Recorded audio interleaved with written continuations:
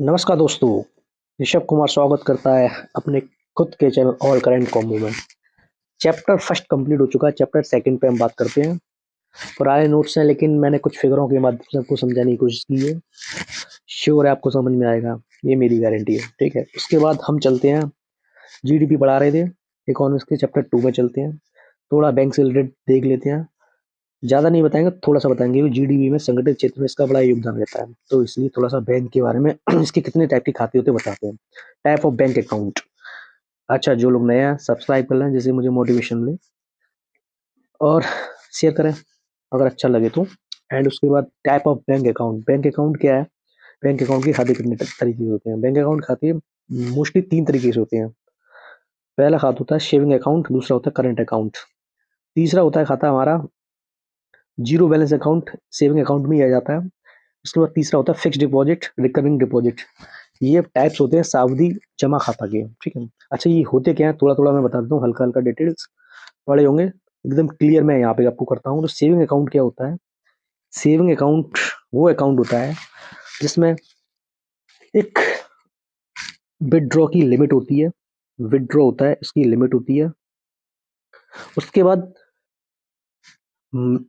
इसमें जो मनी है, मनी जो निकालने की होती है या रखने की होती है, ये भी लिमिट होती है। और आपको इंटरेस्ट मिलता है इस पे।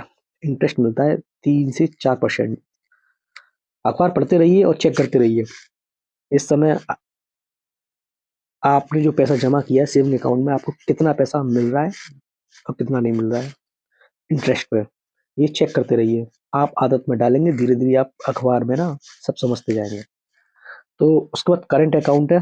करंट अकाउंट क्या होता है? ये वो अकाउंट होता है जो बड़ी बड़ी इंडस्ट्रीज यूज करती हैं। बड़े बड़े साहूकार, नॉट साहूकार, बड़े बड़े इंडस्ट्रीज, बड़े बड़े उद्योगपति यूज करते हैं। कोई लिमिट नहीं होती, कोई इंटरेस्ट नहीं होता है। हाँ, और कोई विड्रॉ करने की लिमिट नहीं होती, कोई मिनिमम मनी लिमिट नहीं होती है। यहाँ क्या रहता है कि तो फिर ये अकाउंट में डाल दे क्यों? तो फिर ये अकाउंट में डाल दे क्यों? ये इसलिए अकाउंट में डालते हैं, ये पैसे को तुरंत एक जगह से दूसरी जगह भेजने के लिए, सेविंग मतलब सेफ्टी से पैसा भेजने के लिए ये करंट अकाउंट का यूज करते हैं। उसके बाद तीसरे नंबर पे आया सेविंग अकाउंट जीरो बैलेंस वाला। ये सेविंग अकाउंट में ही है, जीरो बैलेंस सेविंग अकाउंट। इसको जनधन खाता कहते हैं। जनधन खाता आपने सुना होगा, जन एंड धन खाता। ठीक है, जनधन खाता प्रधानमंत्री नरेंद्र मोदी जी ने ये सबसे पहले स्टार्ट किया था। क्यों स्टार्ट किया था? इसकी लिमिट होती है 50,000। 50,000 के बाद अगर आपके पैसा डालते हो तो बैंक आप पे निगरानी रखना स्टार्ट कर देता है ना। तो फिर इसकी जरूरत क्या पड़ती है? जरूरत इसलिए पड़ती है वित्तीय समावेशन को बढ़ावा देने के लिए देश में। वित्तीय समावेशन समझते हैं? वित्तीय समावेशन, वित्तीय मतलब पैसा, समावेशन पैसा का लेन देन, पैसे के लेन देन को बढ़ावा देने के लिए, यानी कि ज्यादा से ज्यादा लोग इस अकाउंट को यूज मतलब बैंक के अकाउंट को यूज करें और सेफ्टी बरतें, क्योंकि सरकार इसको देखती रहती है। और जितनी भी नई नई योजना स्टार्ट करती है सरकार, इस सेविंग अकाउंट में आपके पैसे डाल देती है। ऐसे ही अकाउंट जैसे कि वो क्या बोलते हैं आपके, कृषि से रिलेटेड होते हैं, है ना। किसी कृषि से रिलेटेड अगर आपको भी बेनिफिट देना होता है तो इन्हीं अकाउंट में भेज दिया जाता है, और वित्तीय समावेशन हो जाता है, लोगों का पैसा बन जाता है और लोगों की आय बढ़ जाती है। और अभिभावक की तरह भारत सरकार लोगों का देख रेख करती है। उसके बाद चलते हैं, सावधि जमा खाते बोलते हैं इसको। बोलते हैं, इसके 2 टाइप होते हैं, फिक्स डिपॉजिट और रिकरिंग डिपॉजिट। काफी लोग कंफ्यूज होते हैं फिक्स डिपॉजिट और रिकरिंग डिपॉजिट में। इसको बोलते हैं एफडी। अब तो समझ में आ गया होगा, आरडी। ठीक है। फिक्स्ड मतलब होता है कि एक निश्चित राशि, मान के चलिए 2 लाख रुपए आपने जमा किए, एक निश्चित समय के लिए जमा कर देते हैं आप। जमा कर देते हैं आप 10 साल के लिए। 10 साल के बाद इसमें बस इस कंडीशन ये रहती है कि यहाँ आप उस सेविंग अकाउंट में 3 से 4% मिल रहा था, यहाँ आपको 7 से 8% इंटरेस्ट मिलता है, लेकिन काफी टाइम बाद। ठीक है, बस इसमें कंडीशन ये रहती है, एक बार में एक मुश्त राशि यहाँ जमा करनी पड़ती है। सेकंड आपकी आती है रिकरिंग डिपॉजिट। रिकरिंग डिपॉजिट क्या होता है? रिकरिंग डिपॉजिट वो होता है, आरडी जिसको बोलते हैं, आरडी। जो लोग फिक्स डिपॉजिट नहीं करना चाहते हैं और भविष्य में ये रिकरिंग डिपॉजिट मतलब कि हर महीने 2-2 हज़ार रुपए, 3-3 हज़ार रुपए करवाते रहते हैं। इसको आवर्ती मतलब रिकरिंग, एक एक बार जमा किया फिर 2 बार जमा किया, 3000 मतलब एक किस्त टाइप की बन जाती है। इसको जमा करते-करते इनकी लिमिट रहती है, मतलब 2 लाख रुपए जमा करने हैं यहाँ पे, 2 लाख रुपए जमा करने हैं। तो एक बता देंगे कि आपको 5 साल में जमा करने हैं, और 5 साल का जो भी आपके आपका जो भी वो बन रहा होगा बैलेंस, वो जमा करते जाइए, और 8% का लाभ उठा के अपने बच्चों की शादी कर दीजिए, या जो कुछ भी आपकी बेसिक नीड है भविष्य में, आप उसको यूज़ कर लीजिए। इकोनॉमी का सबसे मोस्ट इम्पोर्टेंट टॉपिक तरलता क्या है? तरलता, लिक्विडिटी। लिक्विडिटी क्या है? इसको समझते हैं। बहुत लोगों को समझ में नहीं आता है, आधे अधूरे इसको समझ के चले जाते हैं, और पता नहीं कैसे क्या है। जैसे ही मांग और पूर्ति का रिलेशन आता है, तो कभी मांग को आगे बढ़ा देते हैं, कभी पूर्ति को कम कर देते हैं। इस चीज का नुकसान ये रहता है कि अपना जिनको जो करना रहता है वो मतलब जब पेपर आता है तो सब गलत कराते हैं। मैं पढ़ाऊंगा आपको, एक बार देख लीजिए, कभी नहीं भूलेंगे, ठीक है? देखिए, तरलता क्या होती है? तरलता क्या होती है? तरलता, लिक्विडिटी। लिक्विडिटी सीधी सीधी बात है कि पैसे का बढ़ना, यानी कि एक आदमी ये था, अब ये हो गया। इसके पास बात कर रहे हैं इकोनॉमिक्स, इकोनॉमिक्स से रिलेटेड, मतलब इकोनॉमी से रिलेटेड बात कर रहे हैं, मतलब पैसे रिलेटेड बात कर रहे हैं, तो इकोनॉमी के बारे में बात करेंगे। अब व्यक्ति के बारे में हम केवल एग्जाम्पल लेके चलना है। एक व्यक्ति ये था, उसके बाद ये हो गया, मतलब किसमें पैसे में हो गया बंदा, ठीक है? तो क्या है, साफ बात है, इसका पैसा बढ़ते ही पावरफुल हो जाएगा, अपना भौतिक बात, फ्रिज खरीदेगा, कूलर खरीदेगा, सब कुछ खरीदेगा, और वित्तीय समावेशन को बढ़ावा दे देगा, जीडीपी में सेविंग मतलब निवेश कर देगा। निवेश करने के बाद मैं बता ही चुका हूँ, संग्रह स्टार्ट हो जाएगा, और उसके बाद जीडीपी में इंक्रीमेंट हो जाएगा। अगर नहीं समझ में आया तो पुराना वाला लेक्चर देख लो, समझ में आ जाएगा कि बचत का सृजन, बचत का संग्रहण, और बचत का निवेश, उसके बाद फिर सर्कल को घुमा देना।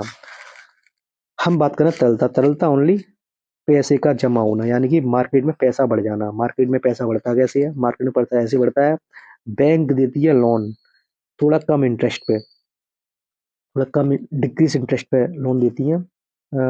आपसे ब्याज, सॉरी इंटरेस्ट नहीं, ब्याज आपसे जो ब्याज लेंगे या इंटरेस्ट लेंगे वो कम लेंगे। जब कम लेंगे तो ज़्यादा से ज़्यादा लोग इसको लोन ज़्यादा से ज़्यादा लोग लोन उठाएंगे। जब ज़्यादा से लोन लोन उठाएंगे तो लोगों के पास पैसा आ जाएगा।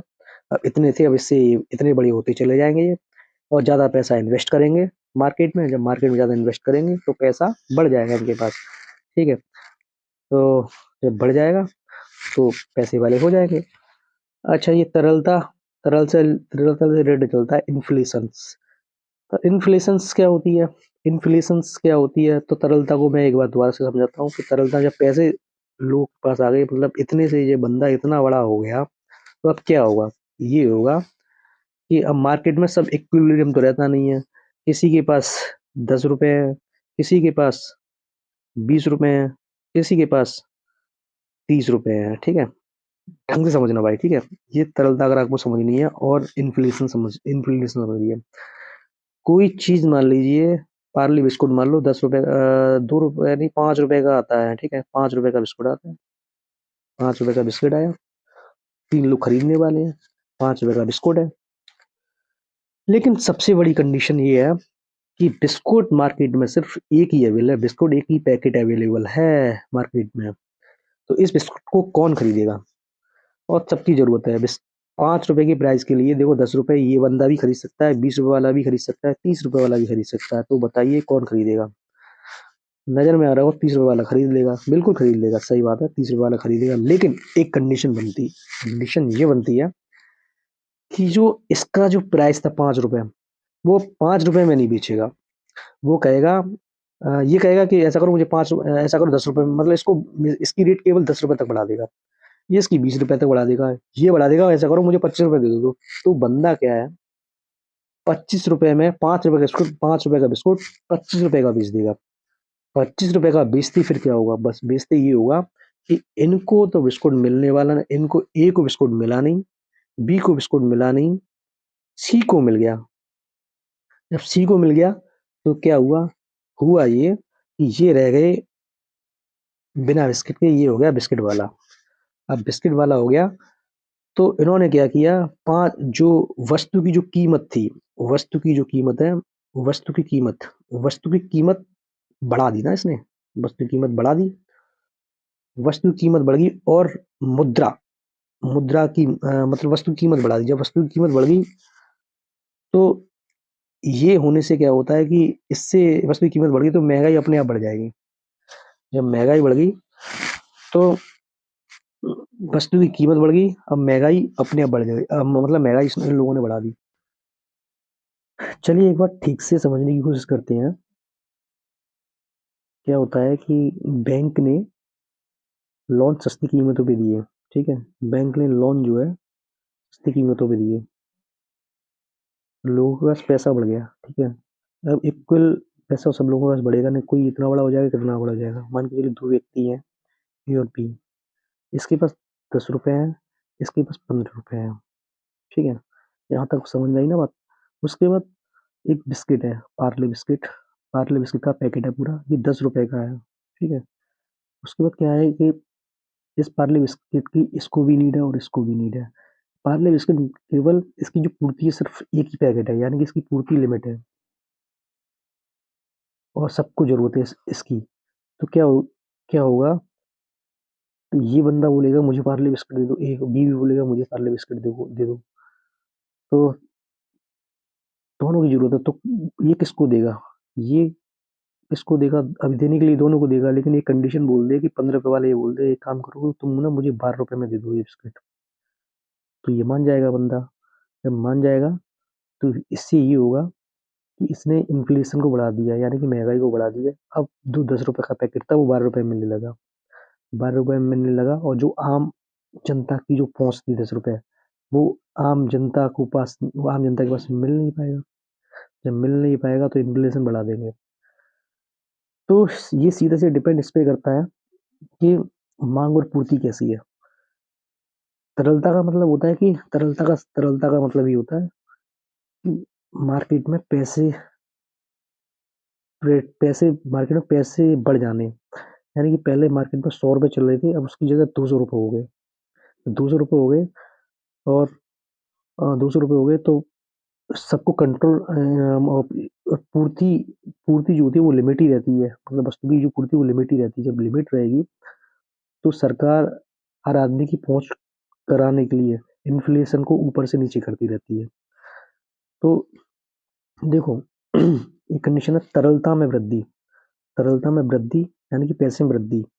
मुद्रा की आपूर्ति में वृद्धि हो जाएगी, मुद्रा की आपूर्ति वृद्धि हुई कि नहीं हुई, मुद्रा की आपूर्ति वृद्धि, यानी कि तरलता में वृद्धि, पैसे बढ़ गए तो मुद्रा की आपूर्ति में भी वृद्धि होगी, और मुद्रा की आपूर्ति में वृद्धि होगी तो क्रय शक्ति में वृद्धि, क्रय शक्ति क्षमता में वृद्धि, क्रय शक्ति क्षमता में वृद्धि होगी नहीं होगी, लोगों की क्रय शक्ति में वृद्धि हो जाएगी। पहले अब क्या है कि 10 रुपए जिसके पास बचे थे वो कोई दूसरी चीज खरीद लेगा, लेकिन वो चीज नहीं खरीद पाएगा, लेकिन क्रय शक्ति बढ़ी तो उसकी पहले 5 ही 5 रुपए थे, उसके बाद जैसे ही मार्केट में पैसा बढ़ा, लोन लोन लिया, तो उसके बाद पैसे बढ़ गए, तो क्रय शक्ति में वृद्धि हो जाएगी। क्रय शक्ति में वृद्धि हो जाएगी तो मांग में वृद्धि हो जाएगी। मांग में वृद्धि हो जाएगी, और जैसे ही मांग में वृद्धि होगी तो प्रोडक्शन ज्यादा, मतलब मांग में वृद्धि तो प्रोडक्शन ज्यादा बढ़ने लगेगा। तो ये भी एक लिमिट तक प्रोडक्शन बढ़ना चाहिए, अगर ज्यादा प्रोडक्शन बढ़ेगा तो दिक्कत हो जाएगी। यानी कि तरलता लिक्विडिटी में वृद्धि। उसके बाद मुद्रा की आपूर्ति में, आपूर्ति में मतलब अवेलेबिलिटी में वृद्धि हो जाएगी। उसके बाद क्रय शक्ति में वृद्धि हो जाएगी, जो परचेसिंग कैपेसिटी वो बढ़ जाएगी। उसके बाद मांग वृद्धि हो जाएगी। अच्छा, इसको एक रिलेशन समझते हैं, कैसे समझते हैं, ये इसे समझा जा सकता है जैसे कि, ये आपको बताऊं, जैसे कि मांग अगर बढ़ती है तो मांग और पूर्ति अगर इक्वल रहती है, वस्तु की कीमत बराबर रहती है। अच्छा, ये समझ में नहीं आया होगा, इसको समझाने के लिए मैं आपको बताऊं, जैसे कि यहाँ क्या था, यहाँ जो आपका जो बिस्किट की रेट थी, एक बिस्किट का पैकेट 10 रुपए का था, अब वो 12 रुपए का हो गया। इसका मतलब क्या हुआ, इसका मतलब ये हुआ कि वस्तु की जो कीमत है, वस्तु की कीमत की बात आती है, मतलब वस्तु वस्तु लेके चलेंगे। यहाँ कोई वस्तु दृश्य जो दिखाई देती है, यानी कि जिसको छू सके, ठीक है, वो उसको बोलते हैं वस्तु। ये वस्तु की कीमत, और वस्तु की कीमत जिसको छू सके, यानी कि जो इसकी जो रेट थी, जो दिखाई देती है, मतलब कि जो पैसा रहता है, यानी 10 से जो 12 रुपए बढ़ा, 10 से 12 रुपए बढ़ा, तो कोई वस्तु सिर्फ 10 रुपए की आ रही थी, वो 12 रुपए में होगी। जब 12 रुपए में होगी तो वस्तु की जो कीमत है वो घटेगी बढ़ेगी, ये बताइए।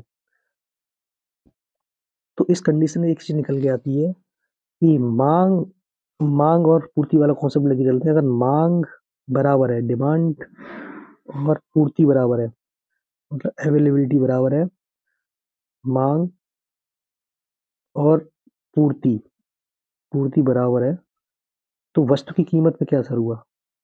वस्तु की कीमत, वस्तु की प्राइस पे क्या हुआ? वस्तु की कीमत, मांग बराबर है या पूर्ति बराबर, मतलब सब कुछ ही अवेलेबल है, तो वस्तु की जो कीमत है वो स्थिर रहेगी, ठीक है, कांस्टेंट रहेगी, ना बढ़ेगी ना चढ़ेगी। हर चीज हर आदमी के लिए वो हर आदमी के लिए अवेलेबल रहेगा। कंडीशन दूसरी आती है, अगर अगर मांग ज्यादा हो गई और पूर्ति कम हुई, मांग ज्यादा हो गई पूर्ति कम हुई, तो इस कंडीशन में क्या होगा? इस कंडीशन बताइए क्या होगा? तो वस्तु की कीमत, मांग ज्यादा होगी और पूर्ति कम है तो वस्तु की कीमत बढ़ जाएगी। वस्तु की कीमत बढ़ेगी नहीं बढ़ी? 10 से मतलब 10 रुपए की चीज 12 रुपए की चीज, तो वस्तु की कीमत बढ़ेगी नहीं बढ़ी? वस्तु की कीमत बढ़ गई, मतलब वस्तु की कीमत बढ़ जाएगी, वस्तु की कीमत बढ़ जाएगी और वस्तु का प्राइस बढ़ जाएगा। उसके बाद तीसरी कंडीशन आते हैं, अगर मांग अगर अगर क्या बोलते हैं, अगर डिमांड यानी कि मांग घटती है और अवेलेबिलिटी बढ़ती है, मतलब उपलब्धता बढ़ती है, पूर्ति बढ़ती है, तो क्या होगा? वस्तु की कीमत में कमी आ जाएगी, क्योंकि कोई खरीदेगा नहीं, यानी कि अवेलेबिलिटी मतलब प्रोडक्ट ज़्यादा, सामान लोगों में बहुत ज़्यादा आ जाएगा, सामान मतलब सामान मार्केट में ज़्यादा जाएगा, लोगों के पास पैसा है नहीं, वस्तु की कीमत उन्हें गिरानी पड़ेगी, वस्तु की कीमत घट जाएगी। तो ये कॉन्सेप्ट काम करता है। इस चीज़ को कंट्रोल करने के लिए कोई भी सरकार इन्फ्लेशन को कंट्रोल करती है।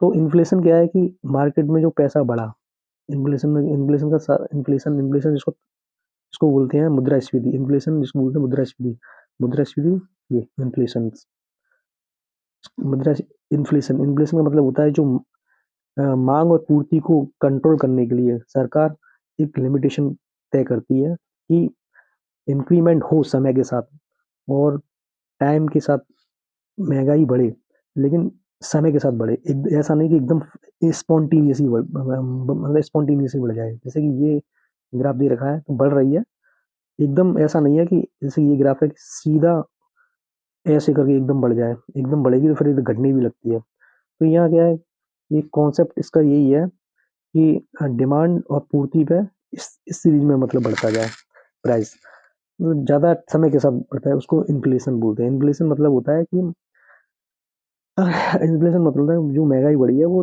क्रमिक रूप से महंगाई बढ़े। इस स्थिति में क्या होता है, देखो इसको डिफाइन करूँ, डिफाइन देखो इस तरीके से करते हैं, वस्तु या सेवा, देखो या सेवा वस्तु या सेवा वस्तु या सेवा वस्तु या सेवा वस्तु मतलब हो गई कोई चीज जिसको छू सके, सेवा जो हमें दिखाई नहीं देती लेकिन कीमत होती, दोनों की कीमत होती है। वस्तु किसको बोलते हैं? वस्तु उसको बोलते हैं जो दृश्य होती है, जिसकी कीमत होती है।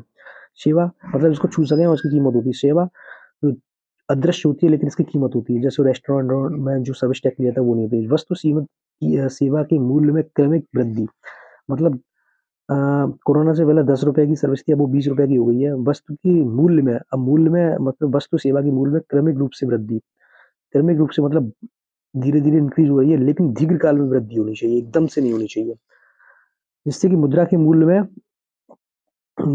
में कमी आ जाती है। मुद्रा के मूल्य में कैसे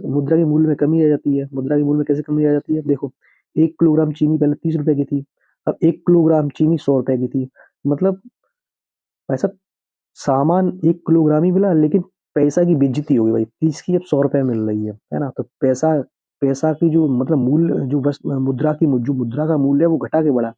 वस्तु की कीमत तो ऑब्वियसली बढ़ गई, ठीक है, वस्तु की कीमत यहाँ बढ़ रही है, लेकिन मुद्रा की कीमत घटी कि नहीं घटी? लेकिन ये घटी, लेकिन क्रमिक रूप से घटे, एक निश्चित अनुपात में घटे, तो उसको इन्फ्लेशन बोलते हैं। तो एग्जाम्पल के तौर पर समझे इन्फ्लेशन के वस्तु वस्तु इन्फ्लेशन ये है कि और सेवा के मूल्य में क्रमिक रूप से वस्तु सेवा के मूल्य में क्रमिक रूप से वस्तु सेवा के रूप में क्रमिक रूप से वृद्धि वस्तु सेवा के मूल्य में क्रमिक रूप से वृद्धि, जिससे मुद्रा के मूल्य में कमी हो, मुद्रास्फीति कहलाता है, ठीक है। इसमें कंडीशन होती है, कंडीशन क्या होती है कि ये वस्तु इसमें कंडीशन जो मैं बता चुका हूँ वही होती है, निश्चित वस्तु और सेवा की मूल्य वृद्धि होनी चाहिए, मतलब निश्चित वस्तु सेवा की मूल्य वृद्धि होनी चाहिए, ठीक है। ये वृद्धि क्रमिक रूप से दीर्घकाल में होनी चाहिए, एकदम से नहीं होनी चाहिए। अगर एकदम से हो जाएगी तो देश जो है रिसेशन की तरफ चला जाएगा। मुद्रा के मूल्य में कमी, तो ये कॉन्सेप्ट आपको ये आना चाहिए इसमें। मुद्रा का मूल्य, मुद्रा का मूल्य क्या है, मतलब पैसे के मूल्य में कमी होगी, 100% कमी होगी। और क्या होगी, और वस्तु की कीमत है वो बढ़ जाएगी। वस्तु की कीमत, मुद्रा के मूल्य में कमी, ये पता होना चाहिए। इसी से पूरा ये बनता है, क्या बोलते हैं, इन्फ्लेशन और लिक्विडिटी। अगर मुद्रास्फीति की अगर बात करें तो देखो ये बात निकल के आती है। ये कंडीशन क्या है, मुद्रा की आपूर्ति में वृद्धि, मुद्रा की आपूर्ति में वृद्धि हुई कि नहीं हुई। मुद्रा की आपूर्ति आपूर्ति में वृद्धि होती है इन्फ्लेशन से, मतलब लिक्विडिटी बढ़ जाती है, मार्केट में पैसा बढ़ जाता है। जब मार्केट में पैसा बढ़ गया तो वस्तु और सेवा की आपूर्ति में कमी हो जाएगी। कमी वहाँ कमी हो रही थी, कमी हो रही थी ना वहाँ पे, वस्तु सेवा की आपूर्ति में कमी। और वस्तु सेवा के मूल्य में वृद्धि, मूल्य में वृद्धि, यहाँ देखो वस्तु सेवा के मूल्य में वृद्धि, मूल्य में वृद्धि हुई और आपूर्ति में कमी हो गई। और मुद्रा के मूल्य, जो मुद्रा का मूल्य है, जो पैसा पैसा की बेइज्जती हुई नहीं हुई, मुद्रा के मूल्य में कमी। मांग में वृद्धि होगी, पैसा बढ़ गया तो मांग में वृद्धि होगी, और तरलता में वृद्धि, तरलता में वृद्धि, ये कॉन्सेप्ट रहता है भाई। इस कॉन्सेप्ट को समझ लोगे ना तो तार तार हो जाओगे। अगर नहीं आया समझ, मुझे एक बार कमेंट जरूर कर देना, मैं इसको दोबारा बता दूंगा आपको। ठीक है, तो देखो जो मैं शुरू से लेके अभी तक जो बताया वो आपको बताऊं कि मार्केट में लिक्विडिटी, जो पैसा जो बढ़ा है इनके मार्केट में, वो क्या है, सबसे ज्यादा पैसा करेंसी में, मार्केट में सबसे ज्यादा पैसा चल रहा है। उसके बाद मुद्रा, मुद्रा मतलब पैसे, रुपए रुपए, ये इस तरीके से मान लो, है ना। उसके बाद चालू खाता, बचत खाता और सामग्री जमा खाता, इस तरीके से ये मार्केट में पैसा फ्लो हो रहा है। उसके बाद बैंक के खाते 3 होते हैं, मैंने बताए थे आपको। चालू खाता, बचत खाता और सावधि जमा खाता। चालू खाता जिसमें no interest, no limit, no minimum, जिसको करंट अकाउंट बोलते हैं। बचत खाता सेविंग अकाउंट होता है, 3 से 4% interest, limit, withdraw limit with money, ये बता ही चुका हूँ आपको। ठीक है, उसके बाद आपको सावधि जमा खाता है। सावधि जमा खाते में फिक्स डिपॉजिट, रिकरिंग डिपॉजिट, दो तरीके से होते हैं। तरलता में वृद्धि, तरलता में वृद्धि बताई थी। अगर तरलता में वृद्धि अगर होती है, कैसे होती है तरलता में वृद्धि, तरलता में वृद्धि ऐसी होती है कि तरलता में वृद्धि ऐसी होती है कि मुद्रा की आपूर्ति में कमी, मुद्रा की आपूर्ति में वृद्धि हो जाती है, क्रय शक्ति में वृद्धि हो जाती है, मांग में वृद्धि हो जाती है। अगर कमी हो जाए तो मुद्रा की आपूर्ति में कमी हो जाएगी, क्रय शक्ति में, क्षमता में कमी हो जाती है, मांग में कमी हो जाएगी। ये रिलेशन मैंने बताया था। मांग इज इक्वल टू, अगर पूर्ति है तो वस्तु की कीमत स्थिर रहती है। अगर मांग बढ़ जाती है तो वृद्धि बढ़ती है। मतलब इसमें ज्यादा ये देखोगे तो कंफ्यूज होगे, बस इतना तुम देख लेना। मांग बढ़ गई, मैंने जो एग्जाम्पल बताया, मांग बढ़ गई तो अपने आप पूर्ति बढ़ जाएगी, जिससे कि वस्तु की कीमत बढ़ जाएगी। और वस्तु की कीमत बढ़ जाएगी वस्तु की कीमत बढ़ जाएगी तो मुद्रा की कीमत क्या है, मुद्रा की कीमत घट जाएगी। सब वही बात है, इन्फ्लेशन इसलिए इन्फ्लेशन इन्फ्लेशन बढ़ता है। इसी इन्फ्लेशन कंट्रोल करने के लिए भारत सरकार क्या करती है, जो सरकारी नौकरी करते हैं उनको कुछ उनको उन पे क्या बोलते हैं, कुछ भत्ते उनके बढ़ा देती है, या कुछ सब्सिडी टाइप का बढ़ा देती है ना। तो इसी को बेस पे रख के ये लोग आगे करते हैं। उसके बाद हम चलते हैं factoring the inflation include. Market में जो पैसा बढ़ रहा है या वैल्यू बढ़ रही है, वो कौन कौन से इफेक्ट हैं जिससे कि वस्तु की कीमत बढ़ रही है। अब ये समझ में आ रहा हो, वस्तु की कीमत, मुद्रा की कीमत, वस्तु की कीमत, मुद्रा की कीमत, है ना। मांग मांग में वृद्धि, पूर्ति में कमी, ये समझ में आ रहा है ना। ये समझ में आ गया ना तो समझ लो आपको आधी इकोनॉमी समझ में आ गई। उसके बाद चलते हैं factor that effect impact the inflation. Inflation मतलब क्या है कि इन्फ्लेशन जो मार्केट में मार्केट में क्या हो रहा है, मार्केट में जो इन्फ्लेशन बढ़ी है, मार्केट में जो मुद्रास्फीति बढ़ी है, वो किन किन कारणों से बढ़ सकती है मार्केट में। इन्फ्लेशन इन्फ्लेशन इसलिए कर सकती है, cost of population, cost of production. अब प्रोडक्शन में अगर 10 रुपए की कोई चीज बन रही थी, अगर वो उस पर मतलब सर्विस टैक्स या अदर टैक्स लग जाए, या कुछ ऐसी दिक्कत आ जाए, या सामान महंगा हो जाए, वो 15 रुपए बनने लगे, तो 15 रुपए तो वस्तु की कीमत बढ़ जाएगी obviously. Price of goods, price of goods जो प्राइस ऑफ गुड्स है, जो सामान वामान आता है, अगर उसकी उसकी भी प्राइस अगर बढ़ जाए तो बढ़ जाती है। डिमांड अगर बढ़ जाए, है ना। Skilled labour availability, skill labour यहाँ जहाँ जहाँ 1,000 रुपये देना पड़ रहा था लोगों को, वहाँ कहीं 10,000 रुपये देने पड़े, तो वह ऑब्वियसली ये सब हमसे ही पैसे निकालेंगे, तो इन्फ्लेशन बढ़ जाएगी। न्यू टेक्नोलॉजी अगर आ जाए, न्यू टेक्नोलॉजी लोग बोलते हैं हमने कितना खत्म किया, इससे बढ़ जाएगी। करंट मनी सप्लाई भी इफेक्ट होता है। तो ये सब क्या बोलते हैं, फैक्टर अफेक्ट इन्फ्लेशन को इफेक्ट करते हैं। हिंदी में ये रहता है कि हिंदी में ये रहता है देखो, मुद्रास्फीति कारण क्या होता है? मांग जनित, पहला मांग जनित, ठीक है, पहला है आपका मांग जनित। मांग जनित क्या होता है कि इसको क्या समझते हैं? मुद्रास्फीति कारण मतलब वही पैसे, उसमें मुद्रास्फीति का सीधे सीधा बात है कि पूर्ति में कमी है बढ़ी, पूर्ति घट गई, है ना, मांग बढ़ गई, पैसे बढ़ गए। जहां मुद्रास्फीति की बात है, इन्फ्लेशन पे दिमाग लगा लो, इन्फ्लेशन मतलब क्या? पैसा बढ़ गया मार्केट में। जब पैसा बढ़ जाएगा तो सब अपने दिमाग में सब कुछ कर लेना, पूर्ति आपूर्ति सब, बस जहां मुद्रास्फीति की बात आए, पैसा बढ़ गया। पैसा बढ़ गया मतलब वस्तु की कीमत बढ़ गई। कीमत बढ़ गई तो कैसे बढ़ी? मांग जनित। मांग जनित क्या है? जैसे कि ये मांग जनित है, जैसे सर्दियों में कूलर लो और गर्मियों में कूलर लो, तो सर्दियों में कूलर की वैल्यू घट जाती है ना, और गर्मियों में इसकी बढ़ जाती है। लागत जनित, अगर किसी चीज में लागत ज्यादा लग जाए, है ना, लेबर कॉस्ट, वो लागत जनित 4-5 चीजें, भूमि, लेबर कॉस्ट, अधिशेष, इस तरीके से होती है। तो अगर ये बढ़ जाए तो ये पैसे बढ़ जाते हैं उसके। आयातित जनित, आयातित मतलब जैसे पेट्रोल वेट्रोल विदेश से मंगाते हैं, अगर वहां पे अगर कुछ पेट्रोल बढ़ गई तो ऑब्वियसली इन्फ्लेशन बढ़ जाएगी।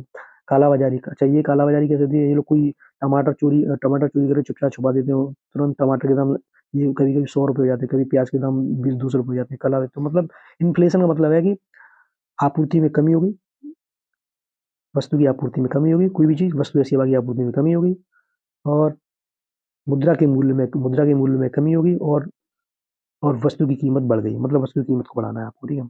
इसकी गणना कौन करता है? इन्फ्लेशन की गणना कौन करता है? इन्फ्लेशन में सीएसओ एनएसओ, इससे पहले करते थे दोनों लोग, ठीक है।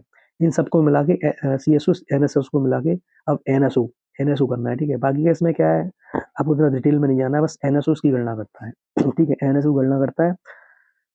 नेशनल सर्वे, नेशनल स्टैटिस्टिक्स ऑफिस, ऐसी शायद इसको कुछ बोलते हैं बाद में, क्योंकि सीएसओ एनएसओ को मिला के एनएसओ बना दिया, अभी एनएसओ ही करता है। बाकी का पूरा डिटेल देखोगे तो देख सकते हो, यहाँ मैंने लिख रखा है। सीएसओ सेंट्रल स्टैटिस्टिक्स ऑफिस था, एनएसओ ये था। तो ये एक डिपार्टमेंट है, ये किसके अधीन है? मॉस्बी डिपार्टमेंट है, MoSPI ministry of statistics and programme इम्प्लीटेशंस।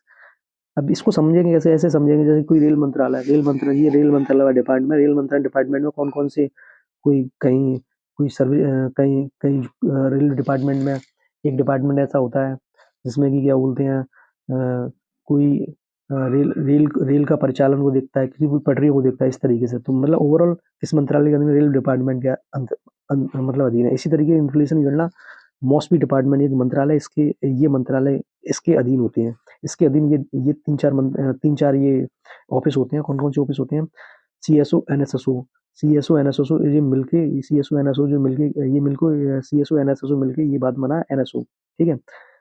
ये गणना किसकी करता है? ये गणना जीडीपी की गणना करता है, राष्ट्रीय आय, मतलब बड़े बड़े लेवल की इन्फ्लेशन की गणना ये करे, जीडीपी की गणना ये करे, राष्ट्रीय आय की गणना ये करे, प्रतिव्यक्ति आय की गणना, आईआईपी की गणना ये करे, ठीक है।